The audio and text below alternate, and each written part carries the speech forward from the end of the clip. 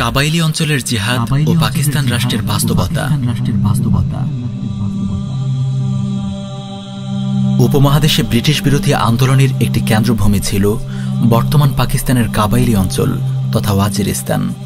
আফগান জাতির মতোই এই ভূমির মানুষেরা স্বাধীন চেতা, যুদ্ধবাজ ও সাহসী হয়।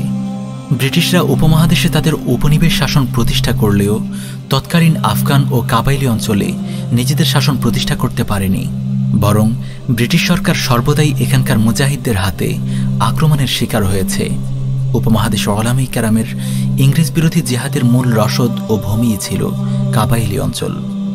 শাহ আব্দুল আজিজ মুহাদ্দিসে দেহলভী রাহিমাহুল্লাহর ইংরেজ বিরোধী দারুল হারব ফতোয়ার বাস্তবিক অগ্নিস্ফুলিঙ্গ সেখানকার মুজাহিদদের সাহায্যে প্রজ্বলিত হয়েছিল। মৌলভী গোলাবউদ্দিন, মোল্লা পাওয়েন্দা, ফকির আইপির মতো ইংরেজ বিরোধী জিহাদের বিখ্যাত আরও অনেক নেতা এই অঞ্চলেরই ছিল। ওয়াজির গোত্র থেকে ওয়াজিরিস্তান নামকরণ করা হয়। ওয়াজির গোত্রের অধীনে প্রায় 1 লাখ বংশের বসবাস। এই কাবাইলগুলো সুপ্রাচীনকাল থেকেই ছিল স্বাধীন। তারা নিজেদের ওপর কাউকে শাসক হিসেবে মেনে নেয়নি। ওয়াজির গোত্রেরই পোতা বংশধর ছিল মোল্লা মেহসুদ, যার থেকে মেহসুদ গোত্রের বিস্তার লাভ করে। এই মেহসুদ গোত্রের হাতেই বর্তমান কাবাইলি অঞ্চলে জিহাদি কার্যক্রম পরিচালিত হচ্ছে, যে জিহাদি আন্দোলনকে আমরা টিটিপি বা তেহরিকে তালেবান পাকিস্তান নামে চিনি। মেহসুদ গোত্রের সুপুত্র মুফতি নুরু আলী মেহসুদ হাফিজাহুল্লাহ হলেন বর্তমান এই জিহাদি আন্দোলনের নেতা। ব্রিটিশ বিরোধী জিহাদ থেকে আজ পর্যন্ত কাবাইলি অঞ্চলের মুসলিমরা দিন ও উম্মতের জন্য বেমিসাল কোরবানি পেশ করে যাচ্ছে। ব্রিটিশ আমল থেকে পাকিস্তানের জন্ম পর্যন্ত তাদের কোরবানি ও জিহাদের বিস্তারিত বিবরণ পেশ করা আমাদের এই ভিডিওর উদ্দেশ্য নয়। এই ভিডিওতে আমরা পাকিস্তানের সাথে কাবাইলি অঞ্চলের জিহাদের ঐতিহাসিক ও শরঈ বাস্তবতা নিয়ে সংক্ষিপ্ত কিছু আলোচনা তুলে ধরব ইনশাআল্লাহ, যেন কাবাইলি অঞ্চলের জিহাদের ব্যাপারে আমাদের অনেক ভুল ধারণা দূর হয় এবং পাকিস্তান রাষ্ট্রের প্রকৃত চেহারা উন্মোচিত হয়। পাকিস্তান রাষ্ট্রের জন্ম ও কাবাইলি অঞ্চল। ব্রিটিশ উপনিবেশের মধ্য দিয়ে উপমহাদেশে ইসলামী শাসন ব্যবস্থা পরিপূর্ণ বিলুপ্ত হয়ে ব্রিটিশ সংবিধান ও শাসন প্রতিষ্ঠা লাভ করে। কাবাইলি অঞ্চল সহ আফগান ভূমিগুলোতে গোত্রীয় নেতৃত্ব মজবুত থাকায় সেগুলোতে গোত্রভিত্তিক ইসলামী সমাজ গড়ে উঠেছিল। ফলে ব্রিটিশ শাসনের সময়ে পাকিস্তান, ভারত ও বাংলাদেশ থেকে সেসব অঞ্চলের ধর্মীয় প্রেক্ষাপট ছিল ভিন্ন। সামগ্রিকভাবে ভারতবর্ষের আলেম সমাজ এবং সাধারণ মুসলিমদের ভেতর ইসলামী শাসনের আকাঙ্ক্ষা তীব্র হতে থাকে। আজাদি আর খেলাফতে ইসলামের আকাঙ্ক্ষা নিয়ে তারা ব্রিটিশদের বিরুদ্ধে নানা আন্দোলন আর জিহাদ গড়ে তোলে। এমনকি তাদের ব্রিটিশ বিরোধী আন্দোলনের শিরোনামই হয়ে যায় খেলাফত আন্দোলন। এই তীব্র আকাঙ্ক্ষা থেকেই 1947 সালে ব্রিটিশ উপনিবেশ শাসন থেকে মুক্ত হয়ে একটি পৃথক ইসলামী রাষ্ট্র গঠনের প্রত্যয়ে পাকিস্তান রাষ্ট্রটি জন্ম নেয়। ওলামায়ে কেরাম ও সাধারণ মুসলিমদের পবিত্র স্বপ্ন যেন বাস্তবায়নের দ্বারপ্রান্তে ছিল, কিন্তু ভুলটি ছিল নেতৃত্ব নির্বাচনে। ইসলাম প্রতিষ্ঠার স্বপ্ন নিয়ে জন্মলাভ করা পাকিস্তান রাষ্ট্রটির নেতৃত্ব যায় মোহাম্মদ আলী জিন্নাহর কাছে, যে ছিল একজন শিয়া মতাবলম্বী ব্যক্তিত্ব ও ইউরোপীয় শিক্ষায় শিক্ষিত ব্রিটিশদের আদর্শিক গোলাম। ফলে পাকিস্তানি ইসলাম প্রতিষ্ঠার স্বপ্ন একদিনের জন্য বাস্তবায়িত হয়নি, বরং সূচনালগ্ন থেকে এই রাষ্ট্রটি কিছু শিয়া মতাবলম্বী ও পশ্চিমাদের আদর্শিক কৃতদাসদের হাতে কুফরি নিজামের মাধ্যমে পরিচালিত হয়ে আসছে। আর ওলামায়ে কেরাম সেই শুরু জামানা থেকে এই রাষ্ট্রপক্ষকে পাকিস্তানি ইসলামী নিজাম কায়েমের জন্য তাগাদা দিয়ে আসছেন, কিন্তু তাদের এসব তাগাদার যথাযথ ভ্রুক্ষেপ রাষ্ট্রপক্ষ কখনোই করেনি। ফলে পাকিস্তানের ভিত্তি লা ইলাহা ইল্লাল্লাহ, এটা পাকিস্তানের ব্যাপারে কল্পনা বিলাস ছাড়া কিছুই না। অপরদিকে পাকিস্তান রাষ্ট্র জন্ম নেয়ার প্রাককালেও কাবাইলি অঞ্চল ছিল পরিপূর্ণ স্বাধীন। পাকিস্তান রাষ্ট্রের শাসন ব্যবস্থার সাথে তাদের কোনো সম্পর্ক ছিল না, বরং ব্রিটিশরা যখন পুরো উপমহাদেশে তাদের শাসন প্রতিষ্ঠা করে তখন কাবাইলি অঞ্চলগুলো এর থেকে মুক্ত ছিল এবং তাদের জিহাদ ব্রিটিশ সরকারকে পেরেশান করে রাখত। এমনকি এক পর্যায়ে ব্রিটিশ সরকার তাদের সাথে চুক্তি করে কাবাইল অঞ্চল থেকে বিদায় নেয়। ফলে কাবাইলি অঞ্চল পাকিস্তানের মতো হিন্দুস্তান ভাগের ভিত্তিতে স্বাধীন হয়নি। এই অঞ্চল পূর্ব থেকেই স্বাধীন ছিল। পাকিস্তান রাষ্ট্র জন্মলাভের পর শাইখুল হাদিস শিব্বির আহমদ উসমানী রাহিমাহুল্লাহ ও মুফতি আজম শফি রাহিমাহুল্লাহর অনুরোধের ভিত্তিতে এবং পাকিস্তানে ইসলামী শরীয়ত প্রতিষ্ঠার শর্তে পাকিস্তান রাষ্ট্রের সাথে যুক্ত হয়, কিন্তু পাকিস্তান সরকার আজ পর্যন্ত সেই শর্ত বাস্তবায়ন করেনি। পাকিস্তানে আজ পর্যন্ত কুফরি নিজামই প্রতিষ্ঠিত আছে। পাকিস্তানের কুফরি সংবিধান। ভারত থেকে দেশভাগের সময় পাকিস্তান প্রতিষ্ঠার পেছনে ওলামায়ে কেরাম এবং সাধারণ মুসলিমদের মূল উদ্দেশ্য ইসলামী শরিয়া হলেও এর ক্ষমতা চলে যায় পশ্চিমা মতাদর্শের পতাকাবাহী সেকুলার নেতাদের হাতে। ফলে পাকিস্তানের যে সংবিধান রচিত হয় সেখানে সংখ্যাগরিষ্ঠের মতামতকে সংবিধানের মূল ভিত্তি বানানো হয়, নিঃশর্তভাবে ইসলামকে সংবিধানের ভিত্তি মানা হয়নি।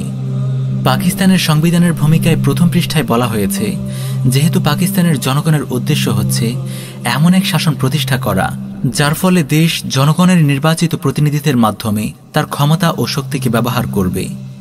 দেখুন, শাসনের ভিত্তি হিসেবে সুস্পষ্টভাবে ইসলাম ও আল্লাহর দেয়া শরীয়তকে স্বীকৃতি দেয়া হয়নি, বরং গণতান্ত্রিক কুফরি নিজামের ভিত্তির মতোই সংখ্যাগরিষ্ঠের মতামতকে ভিত্তি বানানো হয়েছে। পাকিস্তানের সংবিধান নিয়ে ডক্টর ইসরার আহমদ রাহমাহুল্লাহ বলেন, পাকিস্তানের সংবিধান নিফাকের ধারকবাহক। বিধানদানের অধিকার মানুষের, এটি কোথা থেকে আসলো? বিধানদানের অধিকার তো একমাত্র আল্লাহ তাআলার, অন্য কারো এই অধিকার নেই। বিধান প্রণয়নের ক্ষমতা শুধুমাত্র আল্লাহ তাআলার। মানবরচিত সংবিধান সেটি যদি একক ব্যক্তির হয় তাহলে সে হবে ফেরাউন ও নমরুদ। মনে করুন, রাষ্ট্র যত বড় ঠিক তত বড় নাপাকির একটি পাত্র কারো মাথার উপর রাখা হয়েছে, আর সে থেকে একমাসা করে সকলকে বিলিয়ে দিলেও তখনও তা নাপাকিই থেকে যাবে। মানবরচিত সংবিধান সেটিও তো নাপাক, কুফর, শিরক। তাওহীদ হলো বিধানদানের অধিকার একমাত্র আল্লাহ তাআলার। পাকিস্তান গঠনের পর যখন আলিমগণ ইসলামী বিধান বাস্তবায়নের জন্য চাপ দিতে থাকলেন এবং ব্যাপক একটি আন্দোলনের আশঙ্কা সৃষ্টি হলো, তখন খুব দ্রুত এই প্রস্তাবিত সুরতসমূহকে চুক্তিবদ্ধ উদ্দেশ্যসমূহ নামে 1949 সালে মঞ্জুর করা হয়। এরপর 73 সালে এটিকে ভূমিকাস্বরূপ অন্তর্ভুক্ত করা হয়। বলা হয়, পাকিস্তানের যে কোনো আইন এর আলোকে রচিত হবে এবং ইসলাম বিরোধী কোনো আইন পাশ হলে এর ভিত্তিতে সেই আইনকে বাতিল করা যাবে। কিন্তু সংবিধানের উল্লেখিত ধারার বাস্তবতা কি? চুক্তিবদ্ধ উদ্দেশ্যসমূহের আলোকে একদিনের জন্যও কি পাকিস্তানের সংবিধানকে ইসলাম বিরোধী আইন থেকে মুক্ত রাখা গেছে? বরং শুরু থেকে আজ পর্যন্ত এই সংবিধানে ইসলাম বিরোধী আইন বিদ্যমান রয়েছে। পাকিস্তানের আদালতের ইতিহাসে একজন প্রসিদ্ধ জজ একথাও বলেছেন যে সংবিধানে চুক্তিবদ্ধ উদ্দেশ্যসমূহের উদাহরণ হল রাজনৈতিক পার্টিগুলোর ইশতেহারের মতো। আর এটি প্রসিদ্ধ যে ইশতেহারের আইনগত কোনো অবস্থান নেই, এর বিরোধীকে আইন অপরাধী সাব্যস্ত করে না, বরং ইশতেহারের দ্বারা সর্বোচ্চ জনগণের সাহায্য লাভ করা যায়। এই কারণেই বর্তমান সংবিধানে সুস্পষ্টভাবে কয়েকটি ধারা অন ইসলামিক রয়েছে। চুক্তিবদ্ধ উদ্দেশ্যসমূহ অনুযায়ী এগুলো ভুল হওয়ার কথা ছিল, কিন্তু বিষয়টি এমন নয়। তারপরও চুক্তিবদ্ধ উদ্দেশ্যসমূহ ইসলাম বিরোধী ধারাগুলোকে কিভাবে বন্ধ করবে? সে নিজেও তো পার্লামেন্ট ও তার সদস্যদের দয়ের উপর নির্ভরশীল। যদি এসব সাংসদরা চায় তাহলে এটি বহাল রাখবে, আর চাইলে এটিকে রহিতও করে দিবে বা পরিবর্তন করে ফেলবে। তাই এই বিষয়টি স্পষ্ট যে এটি ধোঁকা ও প্রতারণা বই কিছুই নয়। এখানে কোরআন ও সুন্নাহর বিরোধিতা না করার যে দাবি করা হয়, সত্য কথা হলো কোরআন ও সুন্নাহর বাস্তবায়নের পথ বন্ধ করার জন্যই সর্বদা এই দাবিকে ব্যবহার করা হয়েছে। সুতরাং এসব নামমাত্র ইসলামী ধারার উপর ভিত্তি করে এই কথা বলা যে এটি ইসলামী রাষ্ট্র, এটাকে ধোঁকা ছাড়া আর কি বলা যেতে পারে? আল্লামা নিজামুদ্দিন শামজাই রাহিমাহুল্লাহ সহ পাকিস্তানের অনেক আলেমী চুক্তিবদ্ধ উদ্দেশ্যসমূহকে প্রতারণা আর ধোঁকা হিসেবেই বিবেচনা করেছেন, আর প্রকৃতপক্ষে এটাই বাস্তবতা। পাকিস্তানের সংবিধানের অসংখ্য ধারাই ইসলামের সাথে সাংঘর্ষিক। পাকিস্তানের সংবিধানে বিগত 75 বছরের ইতিহাসে একদিনের জন্যও ইসলামী শরিয়ার হুদুদ বাস্তবায়নের বিধান স্বীকৃত হয়নি। সংবিধানের ধারা অনুযায়ী এখানে নারী নেতৃত্ব ও অমুসলিমদের বিচারক হওয়ার বৈধতা বিদ্যমান। ট্রান্সজেন্ডার, কনসেন্টের ভিত্তিতে জিনা, অশ্লীল নাটক, সিনেমা ইন্ডাস্ট্রি সবকিছু আইনি বৈধতা নিয়েই চলমান আছে। এজন্য পাকিস্তান সরকারের ওপর মুফতি রশিদ আহমদ লুধিয়ানবীর নিম্নোক্ত ফতোয়াই প্রযোজ্য হবে। তিনি বলেছেন, যতক্ষণ পর্যন্ত কোনো সরকার ইসলামী শাসন কায়েম না করবে ততক্ষণ পর্যন্ত তা ইসলামী সরকার হতে পারবে না। আল্লামা মুফতি ইউসুফ বিন নুরি রাহমাহুল্লাহ বলেন, বাস্তবতা হলো কোরআনে কারীম ও হাদিস শরীফে যে উলুল আমর তথা শাসককে আনুগত্য, সম্মান ও শ্রদ্ধা করার নির্দেশ দিয়েছে, এর দ্বারা উদ্দেশ্য সেই সব শাসক যারা আল্লাহর নির্ধারিত হদুদ বাস্তবায়ন করে, সৎ কাজের আদেশ করে, অসৎ কাজে বাধা প্রদান করে। এরকম শাসকের আনুগত্য শরীয়তের বিধান। তবে কোনো শাসক যদি শরীয়তের বিরুদ্ধে আইন প্রণয়ন করে তাহলে সে তার শরীয়ী অবস্থান হারিয়ে ফেলে। তার আনুগত্য তো দূরের বিষয়, বরং তার বিরোধিতা করা আবশ্যক হয়ে যায়। ফতোয়ায়ে বাইয়িনাত 2 নম্বর খণ্ড 291 নং পৃষ্ঠা। পাকিস্তানি নাপাক ফৌজের জুলুমের দাস্তান। পাকিস্তান সরকার ও সেনাবাহিনীর জুলুমের দাস্তান অনেক পুরনো। সেই ব্রিটিশ আমল থেকেই এই বাহিনী মুসলিমদের বিরুদ্ধে লড়াই করে আসছে। ওসমানী খেলাফাকে ধ্বংসসহ ফিলিস্তিন, ইরাক, আরব সহ উপনিবেশিত প্রতিটি অঞ্চলে লড়াই চালিয়ে যাওয়ার জন্য ব্রিটিশ সরকার উপমহাদেশ থেকে রয়্যাল ইন্ডিয়ান আর্মি নামে একটি বাহিনী গঠন করে, যেখানে পাঞ্জাব রেজিমেন্ট, বেলুচ রেজিমেন্ট ও ফ্রন্টিয়ার রেজিমেন্টও অন্তর্ভুক্ত ছিল। এই রেজিমেন্টগুলো ছিল পাকিস্তান থেকে সংগৃহীত সেনা দ্বারা গঠিত। 1947 সালে দেশ ভাগ হওয়ার পর পাকিস্তানের ক্ষমতা চলে আসে সেকুলারপন্থী গোষ্ঠীদের কাছে, যারা ধর্মের নামে ওলামায়ে কেরাম ও সাধারণ মুজাহিদদের আন্দোলনকে হাইজ্যাক করে নেয়। পুরো রাষ্ট্রকে এরা ব্রিটিশ আইনের আদলেই ঢেলে সাজায়। সেখানে নামে মাত্র ইসলামের কিছু রং ঢেলে দেয়। ব্রিটিশ আমলে গঠিত বিভিন্ন রেজিমেন্টই দেশের সামরিক বিভাগে আধিপত্য বজায় রাখে। আর যেহেতু এরা ব্রিটিশদের হাতে এবং ব্রিটিশ চিন্তার আলোকে গঠিত হয়েছিল, এজন্য পুরো বাহিনীর মূল কাঠামো নামে মুসলিম হলেও কাজে ব্রিটিশ রেজিমেন্টই থেকে যায়। ফলে সৃষ্টিলগ্ন থেকে আজ পর্যন্ত এই বাহিনী ইসলাম ও মুসলিমদের স্বার্থে কোনো খেদমত আঞ্জাম দিতে পারেনি, বরং পাকিস্তানে ইসলাম প্রতিষ্ঠার দাবি ও স্বপ্নকে ধ্বংস করার কাজেই এদের মনোযোগ ছিল বেশি। কাদিয়ানি বিরোধী আন্দোলনে এরা প্রায় কয়েক হাজার মুসলিমকে হত্যা করেছে। 2001 সালে ইমারাতে ইসলামিয়া আফগানিস্তানে যখন আমেরিকা হামলা চালায়, তখন পাকিস্তান তাদের ভূমিকে আমেরিকার জন্য ঘাঁটি হিসেবে উন্মুক্ত করে দেয়। আমেরিকা পাকিস্তানের ভূমি থেকে শত শত মিসাইল নিক্ষেপ করে তৎক্ষণাৎ সময়ের একমাত্র ইসলামী রাষ্ট্রটিকে ধ্বংস করে দেয়। লাখ লাখ আফগান মুসলিমকে হত্যার পথ সুগম করে দেয়। আফগানের স্থানীয় ও আরব মুজাহিদরা ওয়াজিরিস্তানের কাবাইলি অঞ্চলে হিজরত করে চলে আসেন। কাবাইলি অঞ্চলের বাহাদুর মুসলিমরা তাদের মুহাজির ভাইদের নিরাপদে আশ্রয় প্রদান করে। কিন্তু এই ব্যাপারটি পাকিস্তানের নাপাক ফৌজের সহ্য হয়নি। তারা আমেরিকার সন্তুষ্টি লাভের জন্য ওয়াজিরিস্তানের মুসলিমদের উপর গণহত্যা চালায়। লক্ষ লক্ষ মুসলিমকে তারা ভিটে বাড়িহীন বানিয়ে দেয়। শত শত মসজিদ মাদ্রাসাকে মাটির সাথে মিশিয়ে দেয়। হাজার হাজার আরব ও আফগান মুজাহিদকে আমেরিকার হাতে তুলে দেয়। এরই প্রেক্ষিতে পাকিস্তানের 500 এর বেশি মুফতি সাহেবগণ পাক ফৌজের বিরুদ্ধে জিহাদের ফতোয়া দেন এবং মুসলিমদের ওপর তাদের আনুগত্য বাতিল হয়ে যাওয়ার ফয়সালা প্রদান করেন। এই রেজিমি বোন আফিয়া সিদ্দিকাকে ন্যাটোর হায়নাদের হাতে বিক্রি করে দেয়। 2007 সালে এই ফৌজ লাল মসজিদকে শহীদ করে দেয়। জামিয়া হাফসার প্রাঙ্গণে হাজার হাজার বোনের রক্ত ঝরিয়ে লালিমা করে দিয়েছে। এই হামলায় তারা পাকিস্তানের প্রখ্যাত আলেম দ্বীন মাওলানা আব্দুর রশিদ গাজীকে শহীদ করে। মাওলানা হক নেওয়াজ জঙ্গভি, আল্লামা ইহসান ইলাহি জহির থেকে শুরু করে মাওলানা জিয়াউর রহমান ফারুকি, মাওলানা আজম তারিক, আল্লামা আলিশের হায়দারি, মুফতি নিজামুদ্দিন শামজাই, মুফতি রশিদ আহমদ লুধিয়ানবী, মাওলানা সামিউল হক হক্কানি, ডক্টর আদিল সাহেবদের মতো নেতৃস্থানীয় ওলামায়ে কেরামকে এই ফৌজ শহীদ করিয়েছে। এই ফৌজই কাশ্মীরের জিহাদকে দমন করেছে। মোট কথা, গঠনের পর থেকে আজ পর্যন্ত এই বাহিনী ও সরকার ইসলাম ও মুসলিমদের বিরুদ্ধেই লড়াই করে আসছে। এরাই পাকিস্তানে ইসলাম প্রতিষ্ঠার আন্দোলন ও স্বপ্নকে ধ্বংস করেছে। ইসলাম প্রতিষ্ঠার প্রতিটি কণ্ঠকে রুদ্ধ করে দিয়েছে। ইসলাম ও মুসলিম স্বার্থের পক্ষে এই ফৌজের কোনো অবদান ও ভূমিকা নেই। টিটিপির জিহাদের শরঈ ও ঐতিহাসিক দৃষ্টিকোণ।